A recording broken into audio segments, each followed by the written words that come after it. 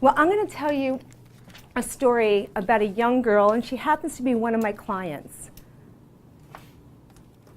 And she was my first client. And when she came to me, some of her beliefs that she had when she was growing up was that she was never going to be skinny enough because her mother grew up being obese and always said to her, "Don't ever look like me." So her belief was she saw her mom always being ridiculed, having a hard time with flying. She needed an extra belt on the seat. You know, when you go to fly and you can't fit in the regular seat. Her family always giving her a hard time. So she equated being fat as being not loved. So she was told, "You'll never look like me." So her belief is, I need to be skinny. She also believed that, problems, everything was about her. See, she grew up in a house, a traditional dysfunctional family. You know any like that? Where everybody said a disparaging word. So nobody was nice. Her nickname by her father was AH, asshole. She had a disease when she was growing up. She had Turnstone disease. Everything she touched turned to shit. What kind of life do you think this girl grew up with? She didn't feel like she was good enough, couldn't do anything right, and her father wanted perfect children. Now, I don't know about you, but I don't know any perfect children. But she thought she needed to be perfect, so she did everything in her power to do that. So when her tree started growing, her trunk was all about her values, all about being skinny.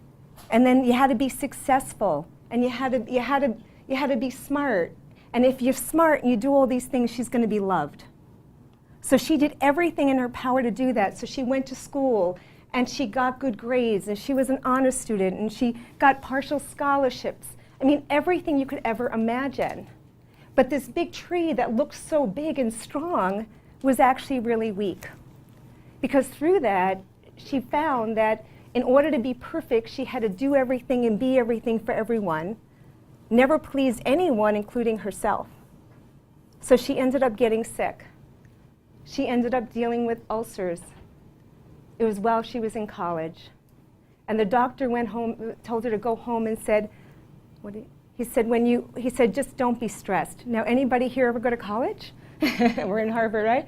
Don't be stressed. Do you think there's a little stress in college? So she went home and listened to what the doctor said, but she was also interning with IBM at the time.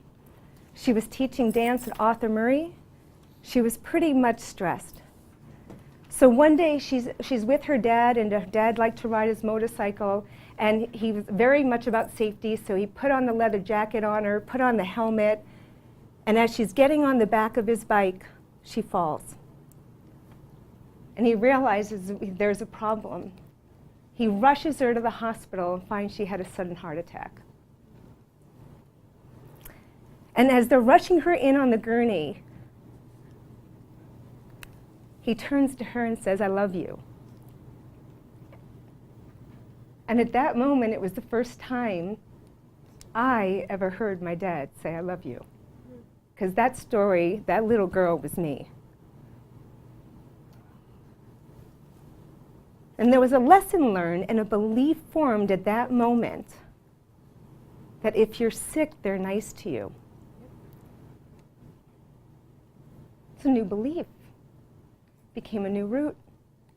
And because of that, I ended up staying sick for 13 years, was hospitalized 5 times over 6 months. I developed an eating disorder. I was about 30 pounds lighter than I am now. I was bulimic to the point where they didn't know what to do with bulimics back then, 30 years ago.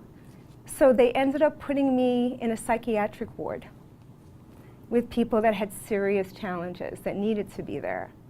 But they didn't know what it was.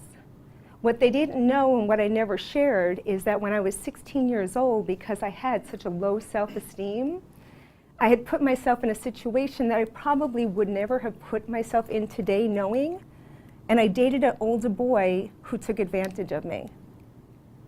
But this was a secret I kept because my belief was I needed to be perfect. And if I wasn't, they wouldn't love me. Despite that, there was another belief that I had that was so strong, is I needed to be successful.